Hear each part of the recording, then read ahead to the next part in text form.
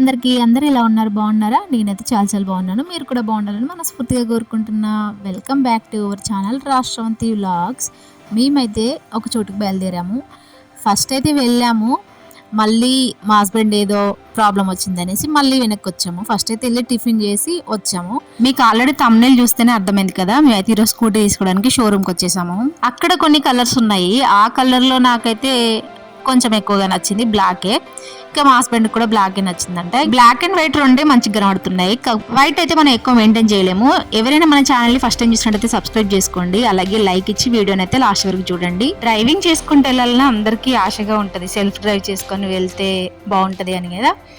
And నాన్నని కానీ హస్బెండ్స్ని కానీ అలా కూర్చొని పోవాలని కూడా అందరికీ ఉంటుంది. అలాగే నాకు కూడా ఒక చిన్న ఆశ. నాకు అంతగా కొత్త స్కూటీ తీసుకోవాలనే లేదు, సెకండ్ హ్యాండ్లో అయినా పర్లేదు తీసుకుందామనే ఉంది. ఫైనల్గా సెకండ్ హ్యాండ్ స్కూటీ వెతికి ఇంకా అది మనకు దొరికేలా లేదు. మనకి కొత్త స్కూటీయే రాసుందేమో అనేసి ఇంకా కొత్త స్కూటీ అయితే తీసుకున్నాము. ఇంకా మేము తీసుకుపోయే స్కూటీ అయితే బ్లాక్ కలర్ హోండా అనుకుంటా. నాకు స్కూటీ గురించి ఎలాంటి ఇన్ఫర్మేషన్ తెలియదు, అంత మా హస్బెండ్కే తెలుసు. అంటే ఎక్కువ కూడా మా బాబు ఆ రోజు ఫుల్ యాక్టివ్గా ఉన్నాడు, ఫుల్ ఎగ్జైట్మెంట్తో ఉన్నాడు స్కూటీ తీసుకుంటున్నాం అన్నట్టుగా. అండ్ నాకు ఒక దగ్గర బాధ అనిపించింది ఏంటంటే, మా బాబు నేను ఫస్ట్ డే వాడిని తీసుకోవడానికి స్కూల్కి వెళ్ళినప్పుడు మమ్మీ స్కూటీ తెచ్చావా అని ఎంతో ఆశగా అడిగాడు. నేనేమో తీసుకెళ్ళలేదు, ర్యాపిడోకి వెళ్ళాను. అలా ఒక 20 days అయినా వెళ్ళి ఉంటాను ర్యాపిడోకి. ఇంకా నాకు కూడా నచ్చలేదు ర్యాపిడోకి వెళ్ళి రావడం. అందుకు నేను ఇంకా ఇన్ని రోజులు సెకండ్ హ్యాండ్ లో వెతికి ఉన్నదాన్ని ఇంకా పర్లేదు కొత్తది కొనేసాయి అని ఇంకా నోరు తెలిసి అడిగేశాను. ఇంకా నోరు తెలిసి అడిగాక నేను ఏది అడగనంత ఈజీ అలాంటిది అడిగేసరికి కొన్నాడు ఇంకా మా హస్బెండ్ అయితే.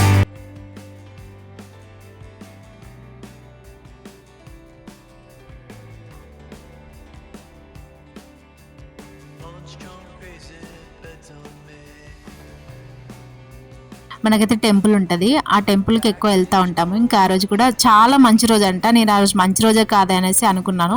కాకపోతే అక్కడ ఉన్న వెహికల్స్ అన్నీ కూడా ఈ రోజు కొన్నవేనంట. నాకు భలే హ్యాపీగా అనిపించింది. ఫస్ట్ టైం తీసుకున్నాము. మా హస్బెండ్ బైక్ కూడా మా మావయ్య వాళ్ళు అలా తీసుకున్నారు. ఇదే ఫస్ట్ టైం అనుకుంటాం మేము మా ఓన్గా డెసిషన్ తీసుకొని వెళ్ళి తీసుకోవడం.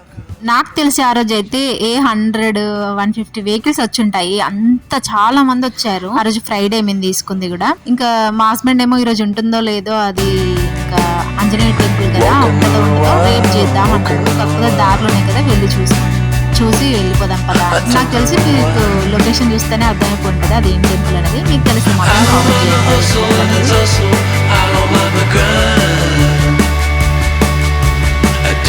Pretend that we don't see these signs.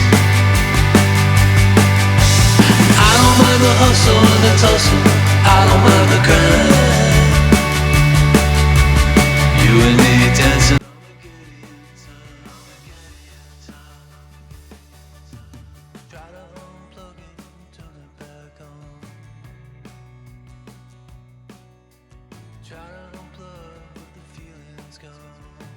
మొత్తం పూజ కంప్లీట్ అయిపోయాక మా హస్బెండ్ నన్ను కూర్చోబెట్టాడు దానిపైన. కూర్చోబెట్టి ఇంకా నువ్వే దోలిక్క నుంచి అన్నట్టుగా, అంటే నిమ్మకాయలు పెడతారు కదా అవి తొక్కాను నేనైతే. నాకు అంతగా ఇది కొత్త స్కూటీ కదా, నాకు వచ్చిన డ్రైవింగ్ కూడా ఉన్నది పోయింది అన్నట్టుగా అనిపించింది కొత్త స్కూటీ పైన.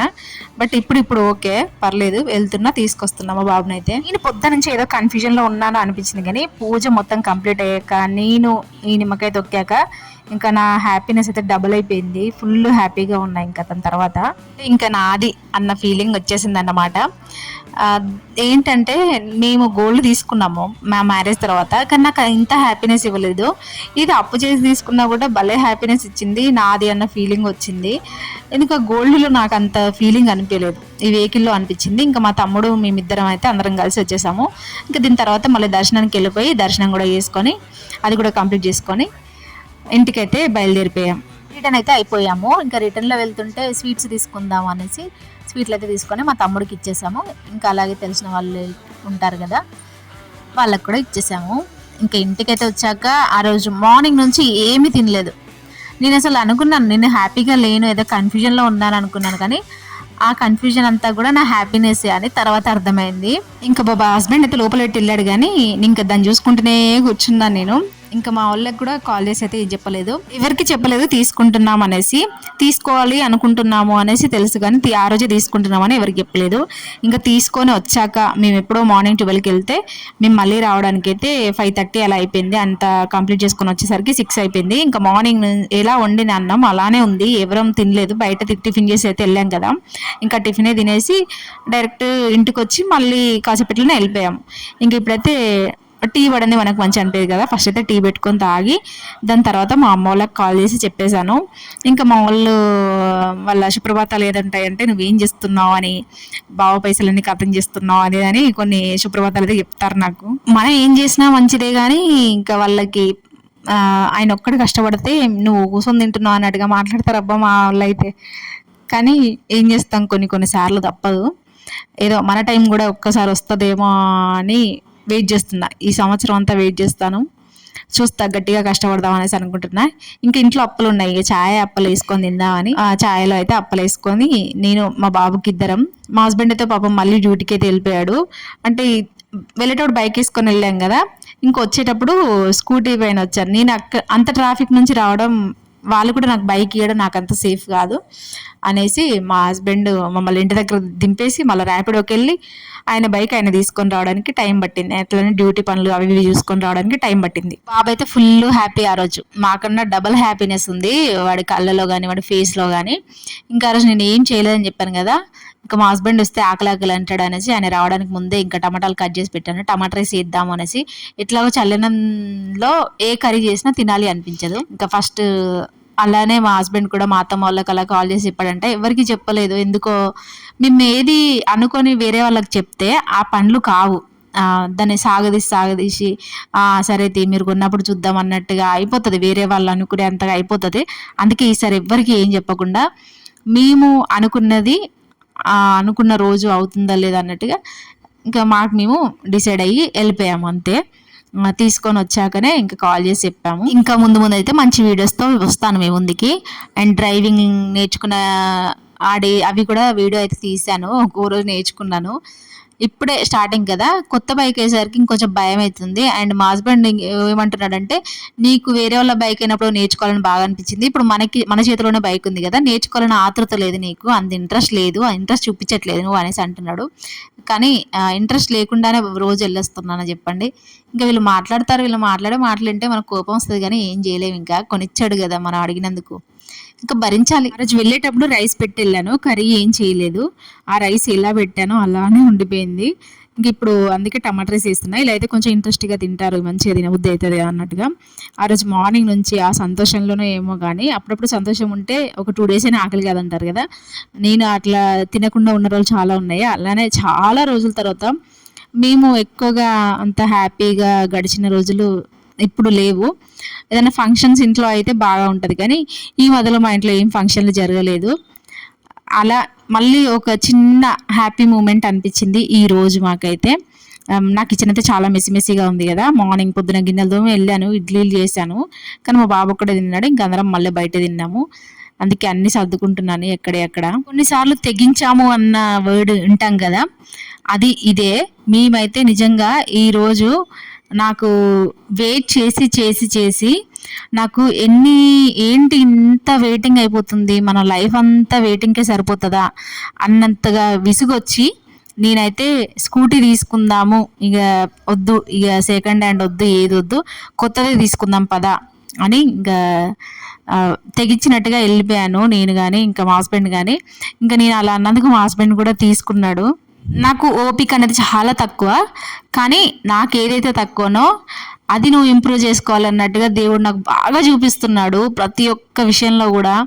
ఆ యూట్యూబ్ విషయంలో కానీ ఇంకో 2 విషయాలు ఉన్నాయి, ఆ విషయాలలో కానీ బాగా పరీక్షిస్తున్నాడు.